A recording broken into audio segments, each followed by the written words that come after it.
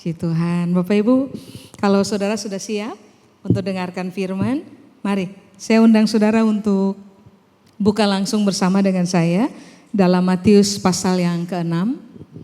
Saya akan baca ayat 33 dan ayat 34 buat kita. Ayat-ayat yang sebenarnya dari sejak kita sekolah minggu kita sudah terbiasa dengar ayat-ayat ini. Tapi mari kita lihat dulu apa yang Alkitab maksudkan kepada saudara dan saya, supaya pada akhirnya dalam pemahaman kita bisa hidup sesuai dengan apa yang Tuhan ajar untuk kita. Matius pasal yang ke-6, saya baca Bapak Ibu ayat 33 dan ayat 34. Alkitab bilang ini, tetapi carilah dahulu kerajaan Allah dan kebenarannya, maka semuanya itu akan ditambahkan kepadamu. Sebab itu janganlah kamu khawatir akan hari besok, karena hari besok mempunyai kesusahannya sendiri. Kesusahan sehari cukuplah untuk sehari. Amin. Coba mari kita lihat di ayat 33. Alkitab memulainya dengan kalimat begini, tetapi carilah dahulu.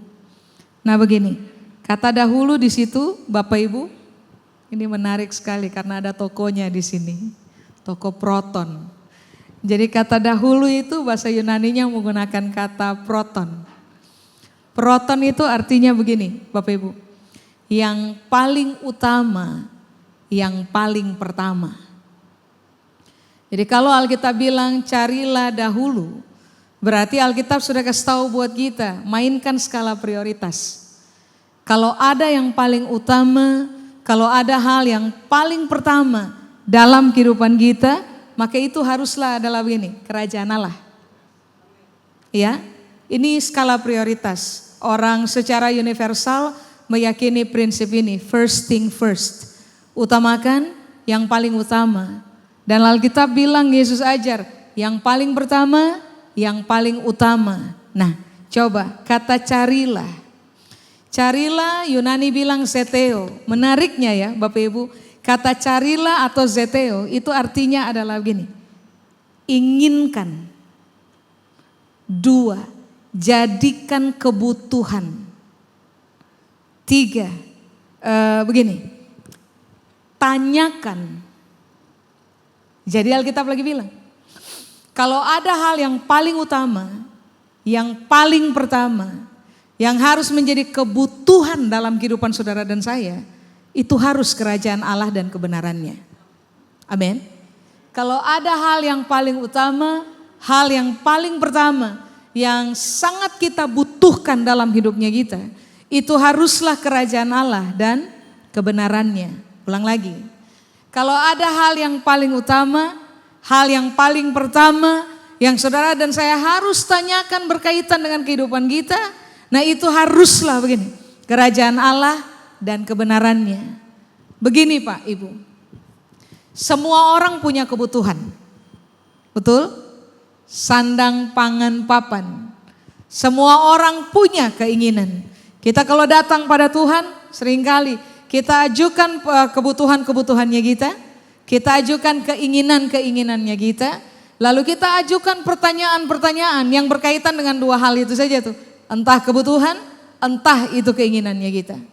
Secara ini Yesus yang punya bumi ini, dia ajar kepada kita. Dia paham kita punya kebutuhan Pak, Ibu. Dia paham keinginan-keinginan yang berjuang di dalam diri kita. Tetapi ini yang dia ajar, mari dalam hidup mainkan skala prioritas. Prioritas paling utama, paling pertama, saya ulang, yang harus saudara dan saya butuhkan. Harus saudara dan saya inginkan. Harus kita pertanyakan dalam keseharian kita adalah dua hal ini saja. Kerajaan Allah dan kebenarannya. Amin. Coba. Sekarang mari kita lihat dulu Bapak Ibu, apakah kerajaan. Kita sudah belajar bertahun-tahun tentang kata ini. Tapi mari pagi ini kita ulang lagi. Kata kerajaan Yunani menggunakan kata basileia. Basileia pengertian yang pertama adalah begini. Pemerintahan Tuhan secara berdaulat dalam seluruh aspek kehidupannya kita. Berarti Alkitab lagi ajar Kalau sampai saudara dan saya mendatangi Tuhan, atau dalam doa-doanya kita harus menjadi orang-orang yang berani berkata kepada Tuhan, Tuhan harus tahu bahwa kebutuhan saya yang utama, kebutuhan saya yang paling pertama, hal yang sangat saya inginkan dalam kehidupan haruslah begini. Tuhan memerintah saya dalam seluruh aspek kehidupan saya. Bapak Ibu, dia bukan hanya harus dibiarkan memerintah kita pada hal tertentu, tetapi Alkitab bilang ini, dalam seluruh aspek kehidupan kita.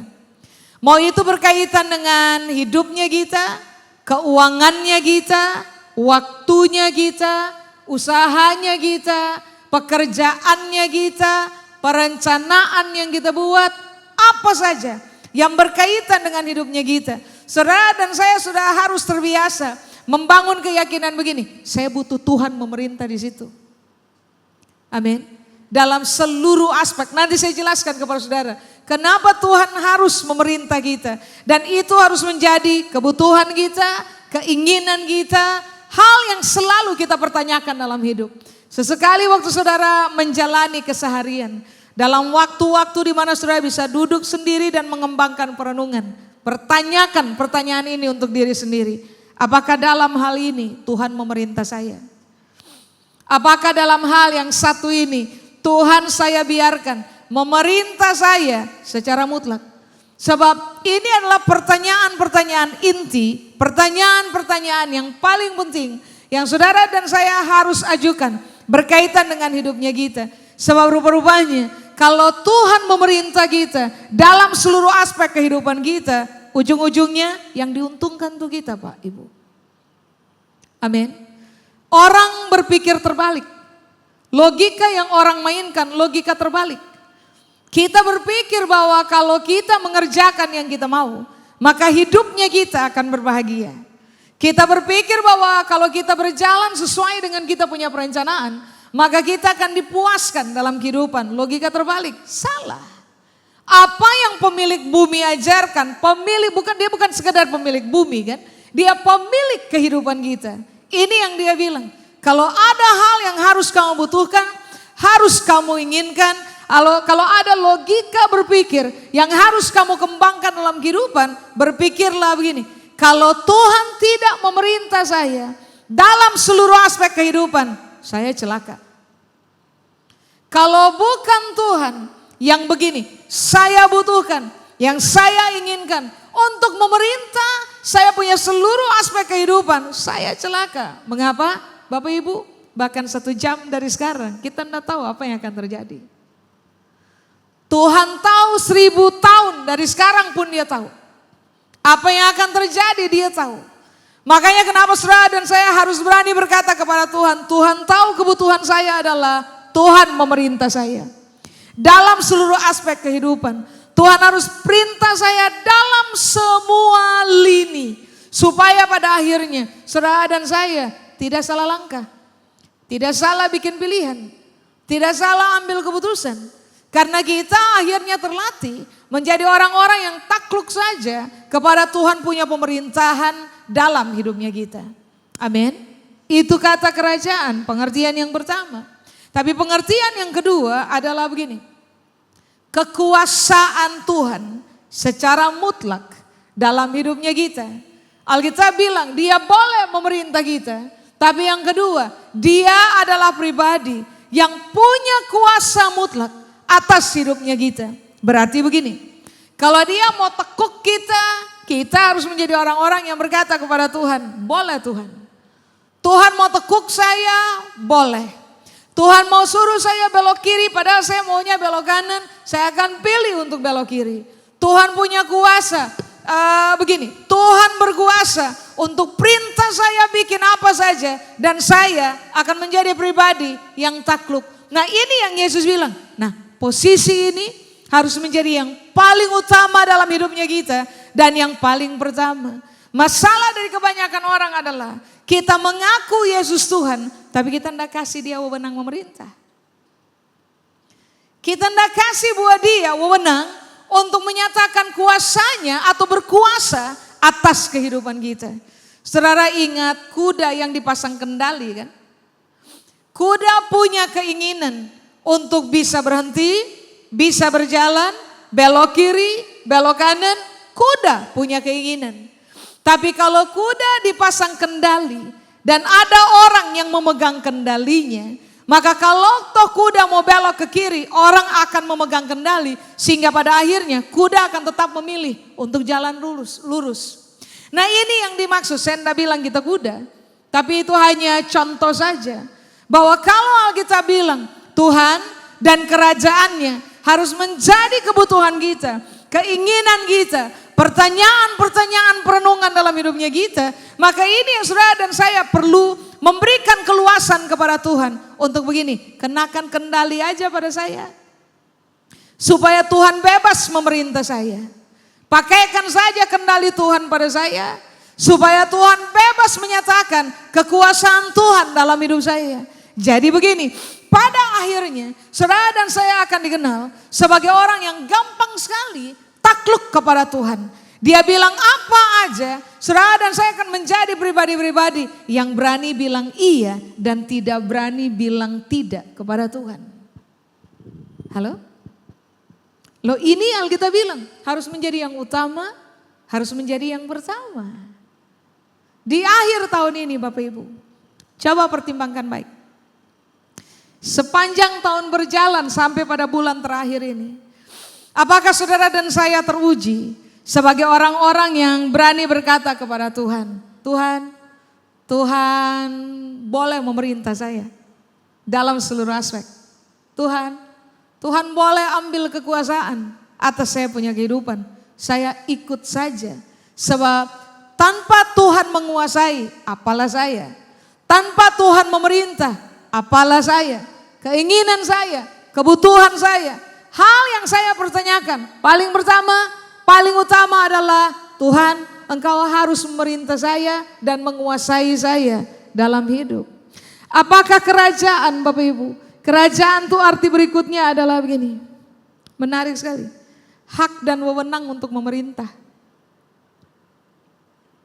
Yang tadi saya sudah bilang, kalau saudara uji ulang, sebenarnya yang sedang perintah saudara dan saya punya hidup sebenarnya siapa? Kalau Tuhan Yesus ajar, carilah dahulu kerajaan Allah. Yang Tuhan bilang adalah begini, kamu harus menjadikan keinginan dan kebutuhan. Artinya begini, Tuhan punya hak untuk memerintah kita. Tuhan punya wewenang untuk memerintah kita. Dan bagi kita itu kebutuhan. Sudah harus tiba pada titik itu Pak, Ibu. Itu harus jadi keinginan dalam kehidupan kita. Kasih hak buat dia memerintah. Supaya pada akhirnya saudara dan saya aman dalam hidup. Sebab selama kita yang pegang kendali, selama kita yang ambil kekuasaan, selama kita yang memerintah, selama kita yang masih pegang hak dan wewenang untuk memerintah diri sendiri, menentukan jalan hidup sendiri, merancang masa depan sendiri, saudara dan saya tidak akan pernah sadar bahwa sebuah waktu ke depan kita bisa celaka. Karena begini, kita tidak tahu apa-apa tentang hidup. Amin. Makanya Tuhan Yesus bilang gini loh, Tuhan harus memerintah kamu. Dia harus berkuasa atas kamu. Dia punya hak dan wewenang untuk memerintah bahkan berkuasa atas kamu. Nah kata kerajaan, pengertian yang lain adalah begini, posisi tunduk kepada semua aturan main dalam kerajaan Allah. Bapak Ibu, kita dulunya hidup diperintah, dikuasai, dikendalikan oleh kerajaan yang lain yang isinya adalah kegelapan. Kristus mati menebus saudara dan saya, dia bangkit untuk mengesahkan bahwa saudara dan saya telah dibeli dan hutang telah lunas dibayar. Ownership atas kehidupan kita adalah Tuhan yang punya. Nah ini yang kemudian terjadi. Kita dibawa masuk ke dalam sebuah kerajaan yang baru yang rajanya adalah Tuhan. Dalam kerajaan ini ada aturan main. Saudara dan saya tidak diselamatkan oleh Kristus untuk hidup sembarangan. Saudara dan saya tidak diselamatkan oleh Kristus untuk hidup suka-suka. Ini yang Alkitab bilang. Kalau hal yang kamu cari paling utama dan yang paling pertama adalah kerajaan Allah, berarti Alkitab lagi bilang ini, hal yang paling utama, hal yang paling pertama yang harus terjadi dalam kamu punya hidup adalah tunduklah kepada semua aturan main dalam kerajaan Allah yang rajanya adalah Tuhan. Kalau dia kasih aturan, tunduk saja, ikuti. Amin. Pertanyaannya, orang akan selalu bertanya, kenapa? Kenapa tidak boleh saya yang memerintah? Kenapa saya tidak punya hak untuk hidup saya, atur hidup saya? Kenapa harus saya yang tunduk kepada Tuhan punya kekuasaan? Kenapa saya tidak bisa kerjakan saja saya punya aturan? Kenapa saya harus kerjakan Tuhan punya aturan dalam saya punya kehidupan? Mari saya kasih alasan. Coba saudara buka dengan saya. Mazmur pasal 33. Tadi saya sudah bilang. Kalau Tuhan tidak memerintah kita, kita celaka Pak Ibu. Kita harus biarkan dia perintah kita, kuasai kita, kasih aturan main buat kita, punya hak dan wewenang untuk arahkan kita dalam hidup. Sebab saya tadi sudah bilang, keuntungannya ada pada kita. Bapak Ibu, Tuhan tidak gila kekuasaan. Karena dia sudah berkuasa bahkan sebelum bumi ada. Dia tidak menjadi orang yang pribadi yang haus akan kekuasaan. Bagaimana mungkin dia haus kekuasaan? Dia adalah pemilik tunggal kekuasaan. Kenapa dia suruh saudara dan saya membebaskan, berkata kepada Tuhan bahwa kebutuhan saya kerajaan Allah. Keinginan saya kerajaan Allah. Sudahkah saya membiarkan kerajaan Allah taking control, mengambil alih kehidupan saya? Nah ini penting. Lihat Mazmur pasal 33. Mari saya baca ayat 9 sampai dengan ayat 12. Supaya saudara dan saya semakin teguh bahwa memang penting. Tuhan harus perintah kita. Coba lihat ya. Mazmur 33 ayat 9. Alkitab bilang apa? Sebab dia berfirman, lalu maka semuanya jadi. Dia memberi perintah, maka semuanya ada. Garis bawahi loh. Dia tinggal ngomong. Apapun yang dia ngomong, jadi. Sekarang mari saya tanya. Saudara bisa ngomong, betul? Kita bisa ngomong, betul? Apakah yang kita omongkan langsung jadi? Saya bertanya nih Pak Ibu. Hah? Tidak langsung jadi. Lalu kenapa saudara dan saya masih berpikir bahwa kita lebih tahu kita punya jalan hidup dibanding dengan Tuhan? Sedangkan kalau mau diuji tentang persoalan kuasa, dia tinggal bicara yang dia bicarakan jadi. Kita bisa bicara apa aja dan belum tentu yang kita bicarakan jadi. Lalu kenapa mau memerintah diri sendiri? Secara kamu tahu apa yang kamu bicarakan belum tentu jadi. Bagaimana Pak Ibu? Kalimat berikutnya penulis bilang begini. Dia memberi perintah maka semuanya ada. You name it Pak Ibu. Kata semuanya. Semuanya artinya literal. Semuanya ada. Mari saya tanya kepada Bapak dan Ibu.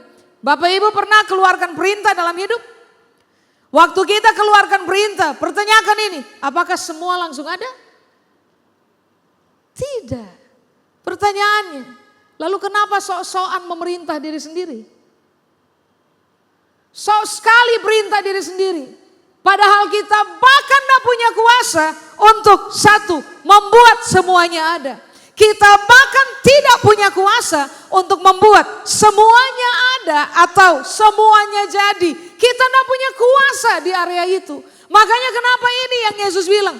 Kalau ada hal yang utama, kalau ada hal yang paling pertama, yang harus kamu inginkan, yang harus menjadi kamu punya kebutuhan, yang kamu harus pertanyakan berkali-kali dalam kamu punya kehidupan adalah, Tuhan perintah saya enggak? Tuhan ambil otoritas, hak dan wewenang atas saya enggak? Tuhan kuasai saya secara utuh enggak? Aturan main Tuhan dalam kerajaannya menjadi prioritas yang saya akan memilih untuk mentaatinya atau tidak. Lah ini kan harus kita uji ulang berkaitan dengan dirinya kita. Kenapa kita harus takluk kepada Tuhan punya pemerintahan? Bayangkan, Alkitab sudah bilang, dia bicara, apa tadi?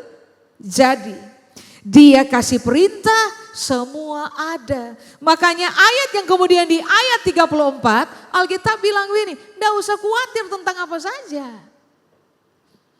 Kesusahan satu hari cukup satu hari. Pertanyaannya, kenapa orang tidak perlu khawatir tentang hidup?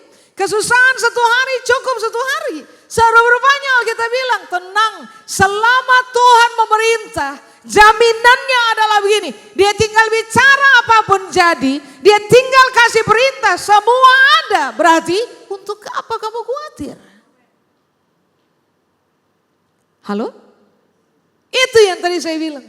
Keuntungan kenapa kita memberi diri kita diperintah oleh Tuhan, ini yang akan kita alami. Yang gak jadi bisa jadi, yang gak ada bisa ada, hanya gara-gara alasannya begini, Tuhanlah yang memerintah. Tuhanlah yang menguasai, Tuhanlah yang punya hak dan wewenang, Tuhan punya aturan yang kita takluk kepadanya. Amin. Itu baru ayat 9, sekarang lihat ayat 10. Tuhan menggagalkan rencana siapa? Bangsa-bangsa. Ia meniadakan rancangan siapa? Suku-suku bangsa. Mari Pak, Ibu, ajukan pertanyaan untuk diri sendiri. Sehebat apa kamu sampai rencana bangsa-bangsa kamu bisa gagalkan? Sehebat apa kamu? Sok sekali perintah diri sendiri. Sok sekali tahu jalan-jalan hidup. Sok sekali memutuskan untuk Tuhan harus ikuti saya punya aturan. Pertanyakan ini, sehebat apa kamu? Sekuat apa kamu? Setinggi apa kamu? Sehingga pada akhirnya rencana bangsa-bangsa bisa kamu gagalkan. Bisa? Secara ini yang Alkitab bilang, rencana bangsa-bangsa, dia berkuasa menggagalkannya. Apalagi kamu punya rencana. Bagaimana Pak Ibu? Kita boleh membangun rencana, tapi takluklah kepada Tuhan punya pemerintahan. Kalau kita sudah bangun rencana, lalu tiba-tiba ada intervensi, Roh Kudus kasih keyakinan di dalam hati kita bahwa jangan.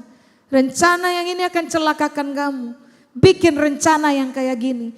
Kalau saudara dan saya tetap bertahan pada kita punya rencana, maka dengarkan ini baik, kegagalan saja yang akan terjadi. Sebaliknya, kalau orang berani takluk kepada Tuhan punya pemerintahan, Tuhan punya kewenangan, Tuhan punya kekuasaan, Tuhan punya begini, hak untuk arahkan kita. Lalu kita ikuti saja Tuhan punya aturan main. Bapak Ibu, rencana kita akan menjadi gini, rencana Allah akan menjadi rencana kita. Kalau rencana Tuhan adalah rencana kita, bagaimana mungkin Tuhan menggagalkan rencananya dalam hidup kita? Halo? Coba lihat, dia meniadakan rancangan suku-suku bangsa. Sehebat itu dia punya kuasa. Mari saya ulang, kamu pikir kamu siapa? Sok sekali atur hidup. Padahal kuasa tidak punya. Kamu pikir kamu siapa? Sok tahu sekali tentang jalan-jalan hidup. Padahal perkataan tidak seberkuasa itu dibanding dengan Tuhan punya kuasa.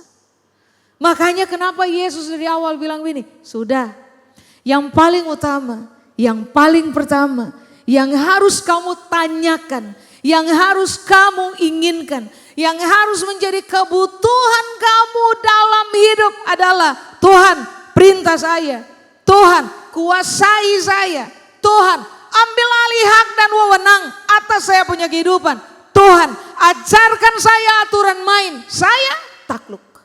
Nanti lihat, saudara dan saya akan baik-baik saja dalam hidup. So rencana Tuhan atas kita tidak mungkin gagal. Amin. Coba lihat ayat berikutnya. Ayat 11. Tetapi rencana Tuhan bagaimana? Tetap selama-lamanya. Rancangan hatinya bagaimana? Turun-temurun. Yesaya bilang, bagaimana? Rancangan Tuhan bukan rancangan kecelakaan. Rancangan Tuhan adalah rancangan damai sejahtera yang akan mempertemukan saudara dan saya dengan masa depan yang gilang gemilang. Nah, rancangan itu Tuhan pertahankan, Alkitab bilang tetap selama-lamanya dan akan berlangsung turun-temurun. Bayangkan, dia punya rencana, dia punya rancangan, sehebat itu bisa bertahan. Kita? Makanya dari awal Tuhan bilang, kamu harus membutuhkan Tuhan perintah kamu. Kamu harus inginkan Tuhan perintah kamu. Sebab dia punya rancangan, Alkitab bilang ini, tetap selama-lamanya. Kamu punya rancangan tetap selama-lamanya? Tidak. Kamu tidak sehebat itu.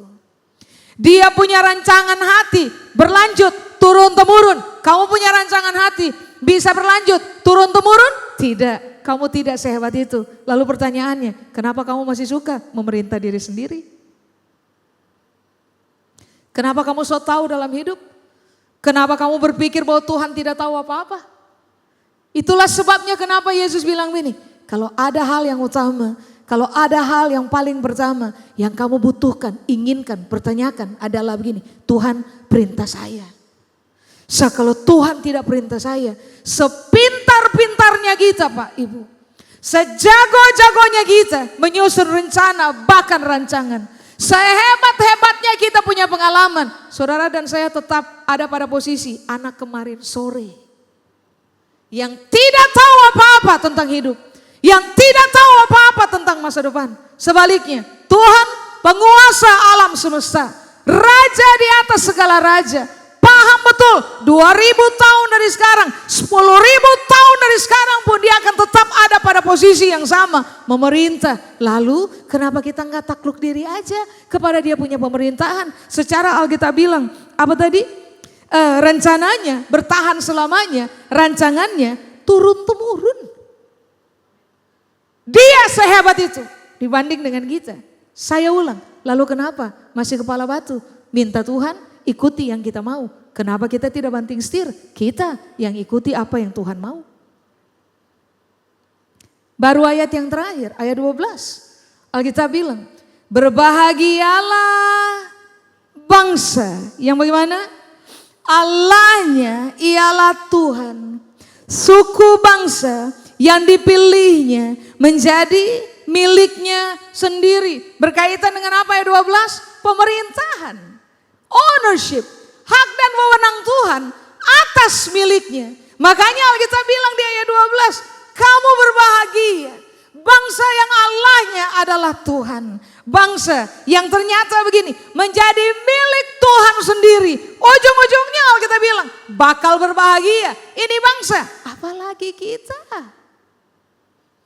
Siapapun yang berani membiarkan Tuhan perintah mereka, arahkan mereka punya jalan-jalan hidup, nasihati mereka, tegur mereka, didik mereka, disiplin mereka. Siapapun dari antara kita yang berani berkata kepada Tuhan, engkau boleh loh Tuhan memerintah saya. Saya setuju dengan engkau memerintah. Engkau punya hak untuk atur saya Tuhan. Saya menyetujuinya. Ayat 12 akan terjadi untuk hidup saudara dan saya. Seumur hidup kita akan berbahagia. Makanya kenapa Yesus bilang dari awal, kamu harus cari Tuhan punya pemerintahan dalam kamu punya hidup. Kalau kamu perintah dirimu sendiri, kamu belum tentu bahagia. Tapi kalau Tuhan perintah kamu punya hidup, kamu pasti akan bahagia. Amin. Carilah dahulu kerajaan Allah. Baru yang kedua apa tadi Pak, Ibu? Kebenarannya. Kebenarannya dikayosonai. Apakah dikayosonai atau kebenarannya? Pengertian yang pertama adalah begini, kebenaran di dalam Kristus. Dalam hidup manusia ada yang disebut dengan istilah begini, self-righteous. Kebenaran diri sendiri. Waktu Yesus bilang, carilah dahulu kerajaan Allah dan kebenarannya. Yang pertama dia ajar kita begini, kamu harus menjadikan Tuhan memerintah sebagai kamu punya kebutuhan dalam hidup. Kamu harus menjadikan dia punya kekuasaan atas kamu punya kehidupan sebagai keinginan yang paling utama, yang paling pertama. Iya, baru yang berikutnya ini yang dia bilang, kamu harus menjadikan sebagai keinginan, kebutuhan, pertanyaan paling utama paling pertama dalam kamu punya kehidupan. Kehidupan yang sekarang kamu sedang jalani adalah kehidupan benar di dalam Kristus, atau jangan-jangan yang sedang kamu jalani adalah self-righteousness. Kamu punya kebenaran diri sendiri. Apa yang kamu anggap benar? Pahamlah ini Pak Ibu. Kalau kita mengerjakan apa yang kita yakini sebagai sebuah kebenaran, tapi cuma muncul dari pertimbangan kita, bahkan tidak disetujui oleh Allah, saudara dan saya akan celaka dalam hidup. Coba lihat, semua orang yang tidak takluk diri kepada kebenaran di dalam Kristus, hidupnya jadi bulan-bulanan, kegagalan, rusak, hancur, dan seterusnya. Semua orang Pak, Ibu, manusia punya yang disebut dengan istilah self-righteousness. Kebenaran diri sendiri. Kebenaran diri sendiri harus takluk kepada kebenaran di dalam Kristus. Sebab apa yang menurut kita benar, belum tentu menurut Tuhan benar. Makanya kenapa ini yang Yesus ajar. Kasih biar Tuhan memerintah. Tapi yang kedua, kalau ada hal yang paling utama, hal yang paling pertama, yang harus menjadi sebuah kebenaran di dalam kamu, bukan self-righteous, tetapi Tuhan punya kebenaran di dalam Kristus. Contoh self-righteous. Saya salah di mana? Kalau dia jahati saya dan saya balas kejahati dia balik. Saya salahnya di mana? Saya salah di mana? Kalau dia jahat pada saya dan saya benci dia, saya salah di mana? Saya salah di mana? Kalau ternyata dia bicara sembarangan untuk hidup saya, lalu saya tersinggung, saya salah di mana? Itu self-righteous. Kembali kepada kebenaran yang Kristus ajar. Kebenaran yang Kristus ajar adalah kalau ada orang yang jahati kamu, balas dengan kebaikan. Kalau ada orang yang hianati kamu, bicarakan kamu, tusuk kamu dari belakang. Somehow ini yang Alkitab bilang, ampuni orang yang bersalah, berdoa bagi yang menganiaya kamu. Itu kebenaran dalam Kristus. Itu kontra self-righteous Pak Ibu. Itu lawan dari kebenaran diri sendiri. Kenapa ada perlawanan terhadap kebenaran diri sendiri? Sebab kebenaran di dalam Kristus mutlak harganya jauh lebih tinggi dibanding dengan kita punya kebenaran diri sendiri. Dan Alkitab sudah bilang, kalau kamu takluk kepada Kristus punya kebenaran, kamu yang akan bahagia. Saudara dan saya yang akan berbahagia. Contoh nyata sudah ada dalam hidup tiap-tiap hari Pak Ibu. Orang-orang yang menyimpan kebencian. Orang-orang yang pahit kepada orang lain. Cek aja hidupnya. Kalau enggak setengah mati hidup. Kalau enggak sakit. Kalau enggak tenang dalam hidup. Kalau enggak gagal dalam kehidupan. Kalau enggak jatuh dalam perzinahan. Coba cek aja. Semua orang yang terbiasa membiarkan self-righteous memerintah mereka punya hidup. Makanya kenapa ini yang Yesus bilang, kasih biar Tuhan perintah kamu. Kasih hak dan wewenang untuk menguasai kamu punya kehidupan, kasih buat Tuhan. Tuhan punya aturan main, takluk diri terhadapnya. Jangan terjebak kepada self-righteous. Sebaliknya, saudara dan saya harus takluk kepada kebenaran di dalam Kristus, yaitu firman Allah. Supaya pada akhirnya saudara dan saya dalam perjalanan kehidupan sampai ke depan kita aman. Mazmur bilang kita bahagia. Bapak ini, Ibu ini sudah tanggal 8. Berapa hari lagi tahun 2024 akan selesai. Kita bahkan gak tahu apakah sampai akhir tahun nanti kita masih hidup atau tidak. Ini akhir tahun. Tapi akhir dari tahun ini masih tanggal 31 Desember. Kita bahkan gak tahu kita masih bisa lewati tahun ini atau tidak. Kita bahkan gak tahu 2025 apa yang akan terjadi. Lalu kenapa masih mempertahankan self-righteous? Berlaku seolah-olah. Saudara dan saya punya pertimbangan paling betul. Pilihan-pilihan kita paling betul. Rancangan-rancangan kita paling jago. Kenapa masih bertahan dalam self-righteous? Secara kita bahkan tidak memahami jalan-jalan hidup ke depan. Makanya kenapa Yesus bilang, kamu takluk diri saja kepada kebenaran di dalam Kristus. Karena kebenaran dalam Kristus waktu diwahyukan kepada kamu, menuntun kamu punya hidup, kamu akan baik-baik saja dalam perjalanan hidup. Amin. Apakah kebenaran?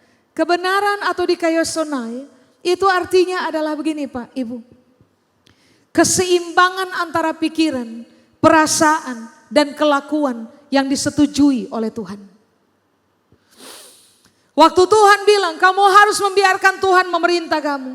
Lalu kamu harus membiarkan kebenaran Kristus memerintah kamu. Yang Tuhan lagi ajarkan adalah begini, kamu harus jadi orang yang seimbang. Objektif dalam persoalan pikiran, perasaan, dan kelakuan. Dan garis bawahi, objektivitas kita adalah hal-hal yang bersejalan dengan apa yang Tuhan ajar. Sehingga pada akhirnya akan disetujui oleh Tuhan. Tipu orang bukan hal yang disetujui oleh Tuhan. Kita takluk kepada Tuhan punya pemerintahan. Takluk kepada Tuhan punya kebenaran di dalam nama Kristus. Maka kita akan memutuskan, enggak. Kalau kamu nipu, kamu subjektif. Kamu sedang mengerjakan your own righteousness, self-righteousness. Kebenaran Kristus harus memerintah kita. Supaya saudara dan saya berubah menjadi orang-orang yang sangat objektif. Orientasi kita adalah begini. Sebelum kita kembangkan pemikiran kita. Sebelum kita kembangkan rasa di dalam kita. Sebelum saudara dan saya mengerjakan tindakan-tindakan dalam hidup kita tiap-tiap hari. Objektivitas berpikir kita akan selalu menguji ini. Kalau saya bilang ini, Tuhan setuju enggak? Kalau saya bikin ini, Tuhan setuju enggak? Itu yang Yesus bilang. Kamu harus membiarkan kebenaran perintah kamu. Amin. Masalah kita adalah kita sudah bikin, lalu kita minta Tuhan setujui. Lalu nanti kalau kita gagal, yang disalahkan Tuhan juga. Padahal bukan Tuhan yang kasau, padahal bukan Tuhan yang suruh, padahal bukan Tuhan yang arahkan, bahkan padahal bukan nasihat dari Tuhan. Makanya kenapa Yesus bilang begini loh, cari dulu. Yang paling utama, yang paling pertama dalam kamu punya kehidupan harus Tuhan memerintah. Tapi yang paling pertama, yang paling utama dalam kamu punya kehidupan haruslah firman Allah. Tuhan punya kebenaran. Lalu bagaimana? Semua hal yang Tuhan setujui harus menjadi prioritasnya kita. Itu Alkitab ajar. Sehingga saudara dan saya akan menjadi orang-orang yang sangat objektif. Sebelum berkata-kata kita mikir dulu. Sebelum bertindak kita mikir dulu. Pertimbangan kita sederhana saja. Kalau saya mau bicara ini, Tuhan setuju enggak? Kalau saya mau melakukan tindakan ini, Tuhan setuju enggak? Lalu kita cek lagi kebenaran. Alkitab tidak ajar. Oh, Alkitab tidak ajar. Berarti Tuhan tidak setuju. Berarti jangan dibikin. Amin. Taat saja.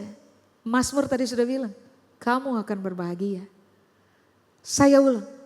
Tuhan tidak suruh saudara dan saya membutuhkan dia punya pemerintahan dan kebenaran. Menginginkan dia punya pemerintahan dan kebenaran dalam hidup kita. Karena Tuhan haus kekuasaan. Penting untuk digarisbawahi. Tuhan suruh kita cari dia. Kerajaan. Dan juga cari dia punya kebenaran. Karena yang Tuhan mau adalah kamu bahagia dalam kamu punya hidup. Amin. Cukup jelas ya Bapak Ibu. Kemudian Tuhan bilang, maka semuanya itu akan ditambahkan kepadamu. Kita suka kalimat yang terakhir, kita tidak suka kalimat yang pertama. Padahal kalau mau alami kejadian kalimat yang terakhir, kamu harus terbiasa main di kalimat yang pertama.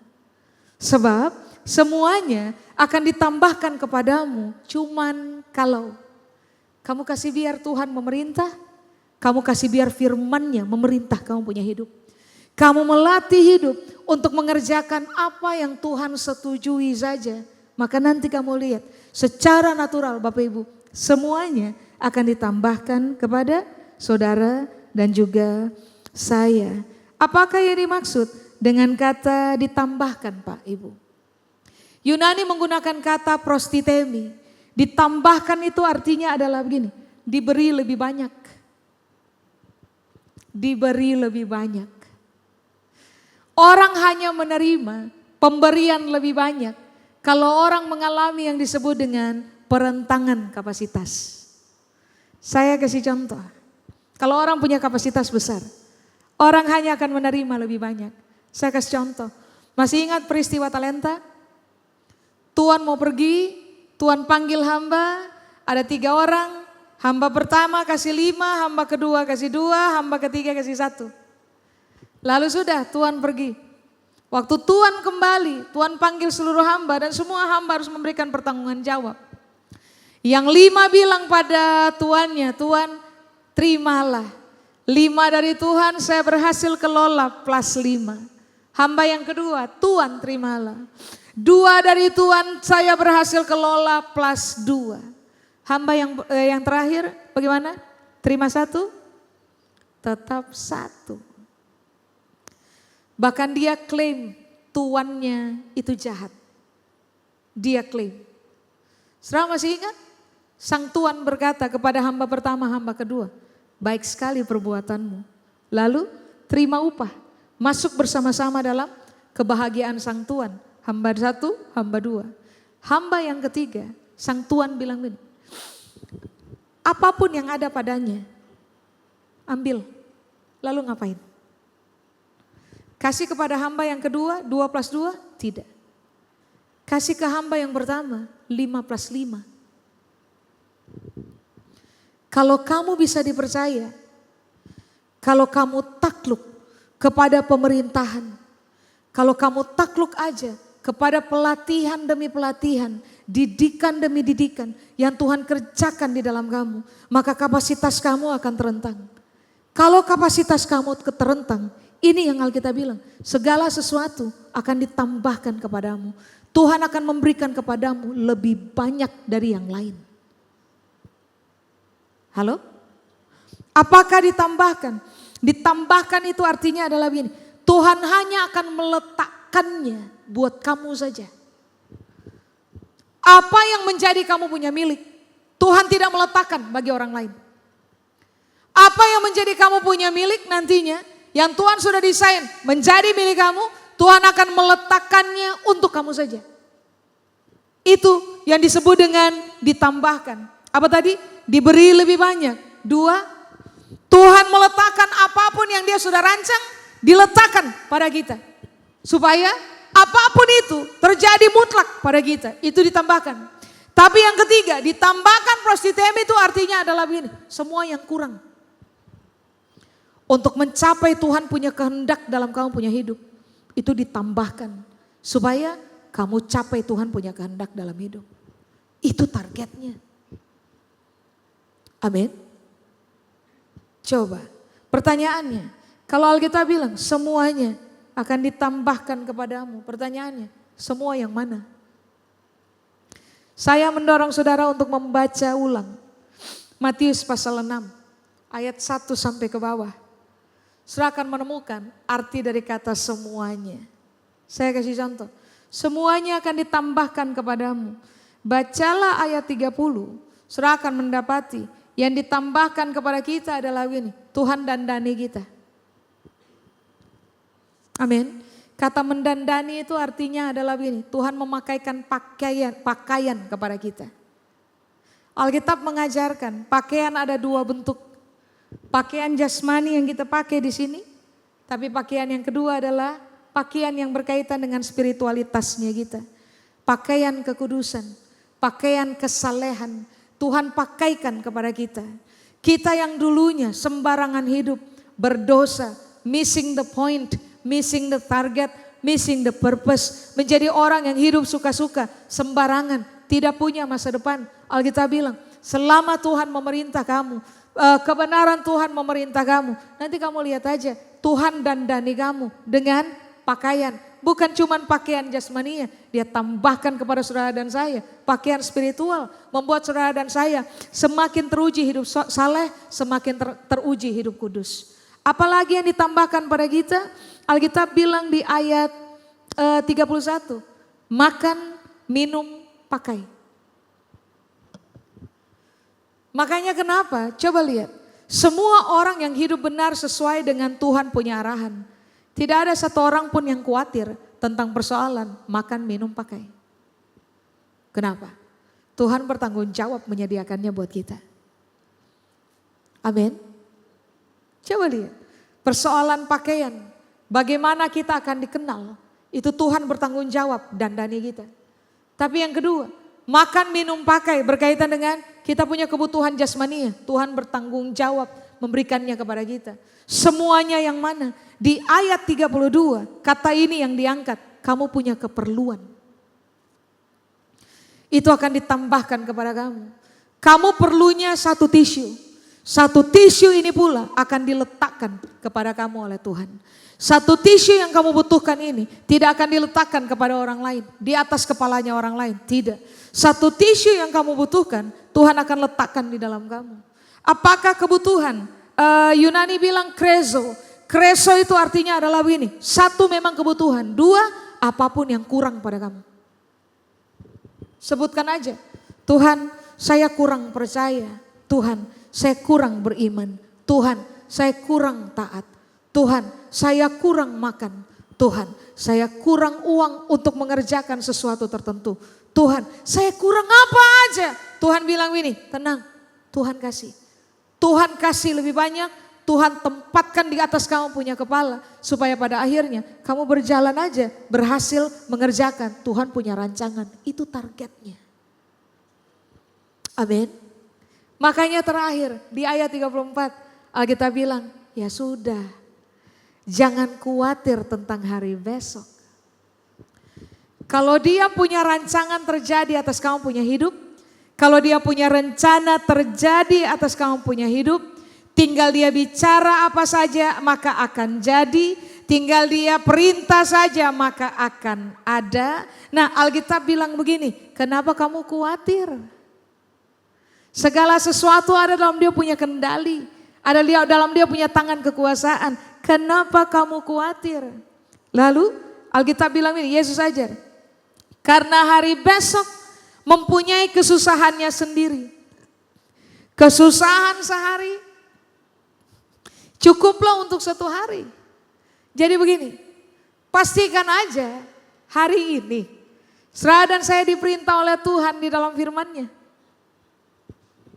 Nanti hari ini pun kita akan bisa lewati karena Tuhan tidak lepas tangan dari kita. Waktu masuk besok, waktu kita sudah ada di hari besok pun disebut hari ini. Jadi hari ini ngapain? Kasih biar Tuhan perintah kita dan kasih biar firman-Nya perintah kita. Maka apapun yang Tuhan kuasai dalam kehidupannya kita, saudara dan saya akan aman saja dalam hidup. Amin. Coba cermati ulang. Saudara khawatir apa? Kenapa khawatir? Kalau penguasa langit bumi sedang memerintah saudara dan saya untuk mengerjakan yang dia mau. Kenapa khawatir? Kalau penguasa langit bumi sudah bilang, selama kamu membiarkan kerajaan Allah dan kebenarannya memerintah kamu, maka apapun yang kurang pada kamu ditambahkan. Apapun yang Tuhan sudah desain akan ditempatkan pas di atas kamu punya kepala. Kenapa kamu khawatir? What is yours is yours. Apapun yang merupakan miliknya saudara dan saya dari Tuhan akan menjadi miliknya kita. Dan tidak ada satu orang pun yang bisa rampas dari kita. Kenapa khawatir? Amin. Sudah saya selesai. Saya undang saudara mari bangkit berdiri. Mari datang kepada Tuhan. Kalau saudara dan saya memberi diri dikuasai oleh kekhawatiran, itu pasti karena kita lagi perintah diri sendiri. Tapi kalau saudara dan saya tahu bahwa Tuhan memerintah, Dia punya kuasa atas apa saja, maka kita akan serahkan kita punya kekhawatiran kepada Tuhan. Sebab kita tahu Dia berkuasa melaksanakan rancangannya atas kehidupan kita. Jadi tidak usah khawatir. Apapun yang Tuhan rencanakan pasti jadi. Amin. Coba mari kita datang kepada Tuhan. Di akhir tahun ini Bapak Ibu, coba renungkan ini. Apakah kebutuhan utama saya yang paling pertama? Apakah keinginan utama saya yang paling pertama adalah Tuhan memerintah, Tuhan berkuasa, Tuhan punya hak dan wewenang atas hidup saya. Saya akan takluk kepada Tuhan punya aturan main atau tidak? Di akhir tahun ini, coba pertanyakan ini untuk diri sendiri. Apakah saya telah memberi diri saya diperintah utuh oleh Tuhan? Dan apakah saya telah memberi diri saya takluk kepada kebenaran Tuhan di dalam firman-Nya? Coba pertanyakan. Penting bagi kita di akhir tahun ini membuat keputusan yang benar. Supaya pada akhirnya kalau Tuhan percayakan kepada kita nafas hidup untuk menjejakkan kaki di tahun yang ke depan ini 2025. Saudara dan saya harusnya menjadi orang-orang percaya yang memasuki tahun yang baru tanpa kekhawatiran. Sebab kita tahu selama Tuhan memerintah, rencananya akan terjadi. Rancangannya akan bertahan turun-temurun. Tidak ada kegagalan, tidak ada celaka, rancangan celaka yang akan terjadi dalam kehidupan kita. Sebaliknya, hidupnya kita akan baik-baik saja. Justru akan menjadi sangat baik. Karena kita takluk saja kepada Tuhan punya pemerintahan dan kepada aturan main Tuhan dalam firman-Nya. Berbahagialah saudara ketika pada akhirnya orang menemukan Tuhan yang memerintah saudara adalah Tuhan yang berdaulat atas langit dan bumi. Berbahagialah saudara ketika pada akhirnya saudara menemukan bahwa yang pegang kendali kekuasaan memerintah atas saudara dan saya punya hidup adalah Tuhan yang disegani di langit, ditakuti di bumi, ditakuti di bawah bumi. Hari ini berapa banyak Bapak Ibu mau angkat tangan di hadapan Tuhan sambil berkata, perintahlah saya Tuhan, kuasai saya. Engkau punya hak dan wewenang untuk atur saya punya hidup. Saya takluk. Ajarkan saya jalan-jalan kebenaran. Saya takluk kepada Tuhan. Karena saya tahu waktu saya melakukannya, maka seumur hidup sampai ke depan saya akan berbahagia. Tidak ada rancangan Tuhan yang gagal dalam saya punya hidup. Bahkan saya punya rencana, bahkan saya punya rancangan. Saya taklukkan kepada Tuhan punya pemerintahan. Biarlah rancangan Tuhan saja yang maksimal terjadi dalam saya punya hidup. Supaya nanti waktu saya menjejakkan kaki di masa depan, waktu noleh lagi kepada hari ini, saya akan tertawa berbahagia karena saya akhirnya menemukan Tuhan tidak pernah gagal untuk menjamin saya punya hidup. Saya memilih untuk tidak khawatir tentang hari esok. Kesusahan hari ini pun Tuhan akan tangani dalam saya. Saya memilih untuk tidak khawatir tentang hari besok karena Tuhan memerintah dan hidup saya akan baik-baik saja. Kalau saudara orangnya, saudara boleh angkat tangan. Didik kami dalam firman tiap waktu, tiap saat. Supaya dengan sadar dan sengaja kami berani berkata kepada Tuhan, yang Tuhan setujui akan saya kerjakan. Yang Tuhan tidak setujui, saya akan berhenti mengerjakannya. Yang Tuhan perintah, saya akan kerjakan. Yang Tuhan tidak perintah, saya tidak akan mengerjakannya. Kami takluk diri di akhir tahun ini kepada Tuhan. So kami tahu masa depan sungguh ada di dalam tangan Tuhan. Dan masa depan tidak akan mengecewakan kami. Harapan kami kepada Tuhan tidak akan mengecewakan kami. Kami tidak akan khawatir tentang hari besok. So kami tahu yang perintah hidup kami adalah Tuhan. Yang tinggal bicara maka semuanya akan ada. Tinggal kasih perintah semuanya akan jadi. Meteraikan seluruh firman-Mu dalam pertimbangan kami, dalam perenungan kami. Bantu kami untuk menjadi pelaku-pelaku kebenaran dan bukan hanya pendengar saja. Kepada Tuhan seluruh kemuliaan, di dalam nama Yesus yang percaya, sama-sama kita berkata, amin. Tuhan berkati Bapak Ibu, silakan duduk.